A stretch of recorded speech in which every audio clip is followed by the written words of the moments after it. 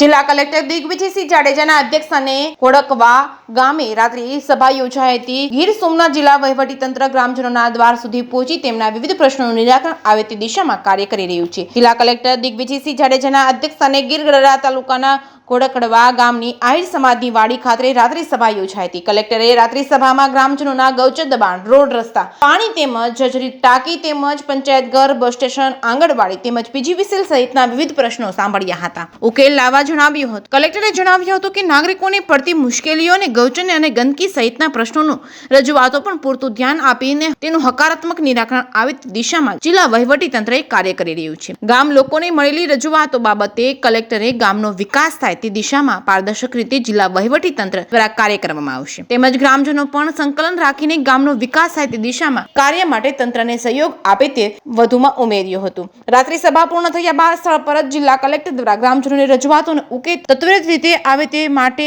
અધિકારીઓ સાથે બેઠક કરી સંબંધિત વિભાગને કાર્યવાહી કરવા માટે અંગે સૂચના આપવામાં આવી છે। જે કેસની ગુજરાતી સાથે મહેશ વાજા, સોમનાથ।